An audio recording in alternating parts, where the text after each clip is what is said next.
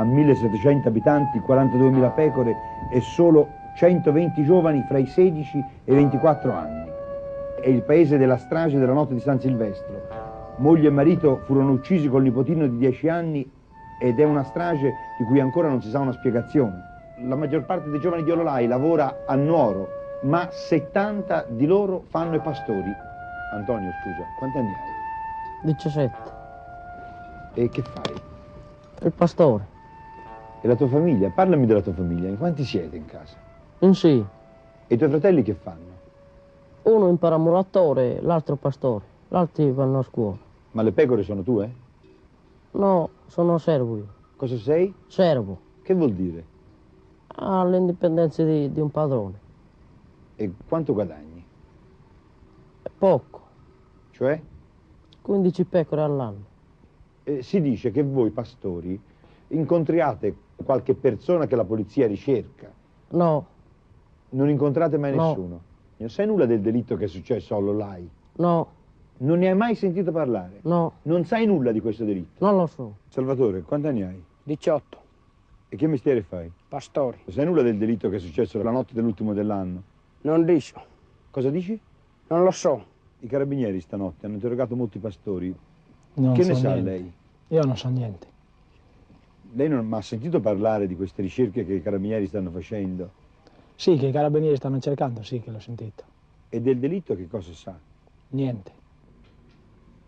Stamani, venendo qui a Ololai, abbiamo incontrato 3 giovani pastori e li abbiamo interrogati sul fatto di sangue che è accaduto la notte dell'ultimo dell'anno. Ora, questi pastori hanno detto di non sapere assolutamente nulla, hanno detto anche di ignorare addirittura che il fatto sia realmente accaduto. Ora noi ci domandiamo perché i giovani di questo paese hanno paura di parlare. Dunque, io credo che il giovane sardo abbia paura di parlare per 2 punti principali. Anzitutto perché per l'istruzione, perché non ha un'istruzione adeguata che gli abbia permesso di mettersi a contatto col mondo esterno, con tutto ciò che gli accade intorno. È radicato alle tradizioni, quasi che denunciare un fatto, denunciare un individuo, anche se colpevole, sia un atto di viltà. Io non sono sardo vero e proprio, insegno qua in questo paese e da 2 anni che sono qua e ho seguito molto da vicino i ragazzi perché sono giovane come loro. E per me sono degli adolescenti normali, dei bravissimi ragazzi, generosi, diligenti nello studio. Io chiedo agli altri amici sardi qua, perché domani diventeranno dei banditi possibilmente così crudeli? Ci deve essere qualche motivo che al di fuori della loro natura, ci deve essere qualche cosa che li spinge e li trasforma in questa maniera così terribile. Per me non c'è un motivo insito nella natura del sardo, bensì c'è un fattore ambientale, a mio modo di vedere. E a mio modo di vedere anche la rottura di questo ambiente, la rottura dell'isolamento che c'è, può avvenire soltanto da una reazione interna dall'ambiente, non qualcosa che venga dall'esterno. Certamente non gioveranno i reparti di polizia o d'altro, questo no. Si tratta semplicemente di persuadere, convincere, dimostrare, non di obbligare ed imporre. E quindi, a mio modo di vedere, si tratta di persuadere questi pastori a che cosa? Capire che si devono organizzare in cooperative, mutue bestiame, compagnie baracellari, in modo che ci sia interresponsabilità fra i pastori. Quando un pastore sta tutelando se stesso, deve capire che sta tutelando gli altri. Perché non si cambia qua e perché non hanno voluto mai affrontare i problemi di fondo. I giornali vengono qua quando succedono le azioni delittuose, la televisione lo stesso. Noi vogliamo lavoro, vogliamo scuole, vogliamo ospedali, vogliamo sale cinematografiche e non vogliamo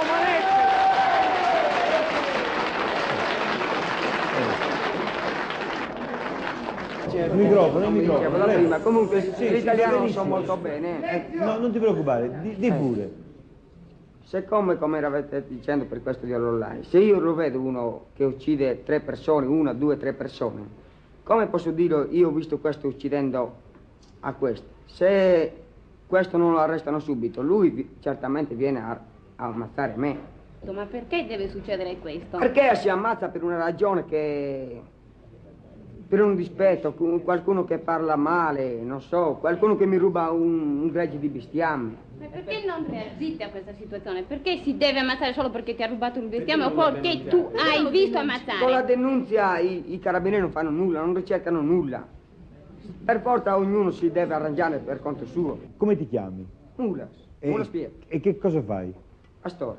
Ecco, se uno di voi assistesse a un fatto di sangue, come si comporterebbe? Come lui oppure in un altro modo? Diversamente. Starebbe zitto, guardi. Per forza si sta zitto. La polizia non può risolvere tutti i problemi, almeno questi problemi che appunto degli omicidi o dei rapimenti, dei ricatti o delle rapine, eccetera.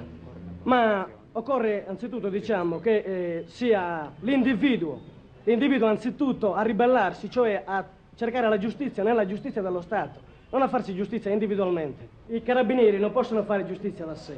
Ci deve essere a un certo punto l'apporto dell'individuo, perché la giustizia sia fatta nel vero senso della parola. Non attraverso quella giustizia che noi reputiamo giustizia, almeno nella nostra terra. Quindi bisognerebbe far capire ai pastori che la giustizia esiste, bisognerebbe cioè convincerli e portarli ad aver fiducia nella legge. Però logicamente per poter convincere questi pastori di questa posizione bisognerebbe istruire, bisognerebbe che ci fossero più scuole, meno analfabeti, insomma mi sono spiegata, più scuola, più lavoro e più istruzione. Ecco, ma per quanto riguarda l'omertà, perché in Sardegna non si parla? Perché in Sardegna non si parla proprio perché si ha paura, perché forse non sono abbastanza protetti. Evidentemente se si avesse una polizia locale, io penso sarebbe molto meglio, perché i carabinieri o i poliziotti che vengono da fuori non conoscono il nostro paese, non conoscono le nostre montagne. È inutile che vadano a cercare un carabiniere nelle montagne, nel Gennargentu, perché non le conoscono. Si potrebbe nascondere in un qualsiasi posto, non lo troverebbero mai. Perché lui non parla? Eppure un mese fa circa gli hanno ucciso lo zio. A chi hanno ucciso lo zio un mese fa? A questo signore qui. Ecco, perché lei no? Perché non posso parlare. Perché non può parlare? Perché non voglio. È vero che le hanno ucciso lo zio un mese fa? Mi scusi, è inutile che mi riprendiate perché non... Perché non parla? Dire almeno perché non sa. Non posso. È meglio non parlo. Insomma, fra tutta la gente del paese vige il silenzio soltanto perché si ha paura.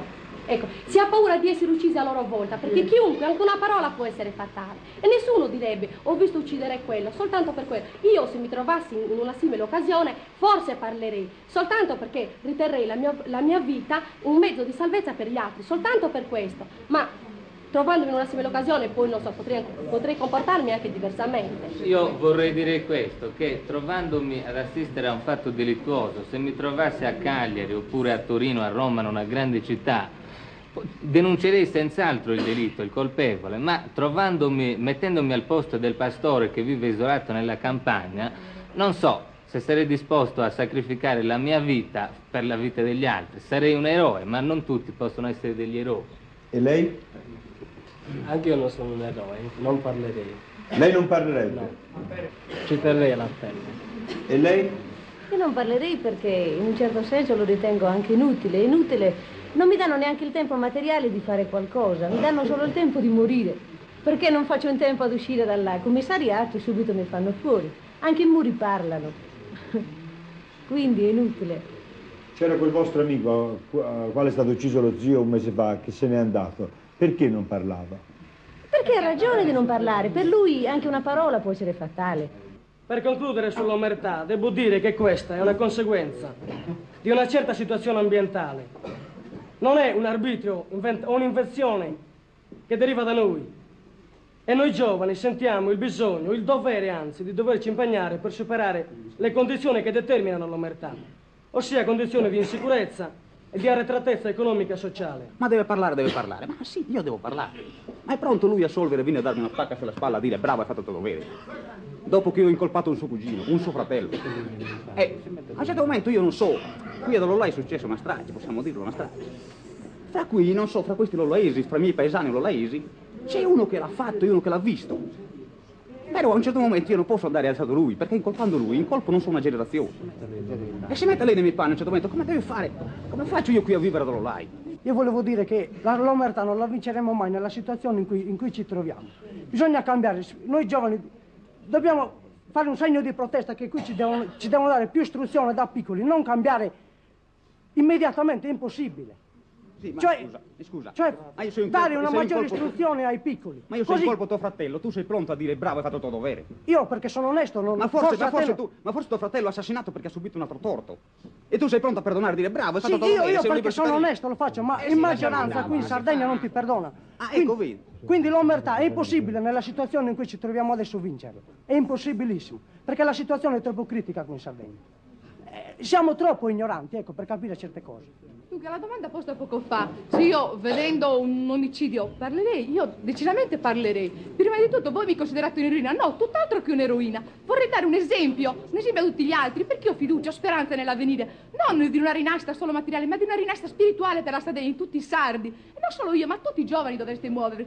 Nel mese di dicembre, quanti omicidi sono stati? 11. Io invece morirei da sola, ma chissà, forse anche gli altri mi seguirebbero. E seguirebbero il mio esempio. Quindi tutti i giovani ci siamo ribellati, tutti i giovani ci ribelliamo ai nostri genitori. Quindi perché non ribellarci anche in questo? Devo sentire uno spirito, non lo so, nuovo in noi, una speranza. Non lo so, in una città migliore, perché la Sardegna sia cambiata, diversa, insomma. Sono pienamente d'accordo su ciò che ha detto Maria e anch'io forse con moltissimo coraggio di fronte a un omicidio parlerei. Perché parlare vuol dire soprattutto avere coraggio, avere speranza, moltissima speranza. Non solo, soprattutto nella giustizia. Vorrebbe dire anche andare contro quei concetti di farsi giustizia da sé, ai quali credono soprattutto i pastori delle nostre zone. E io vorrei dire a tutti i giovani sardi e italiani che noi siamo dei giovani onesti, non siamo delinquenti né banditi.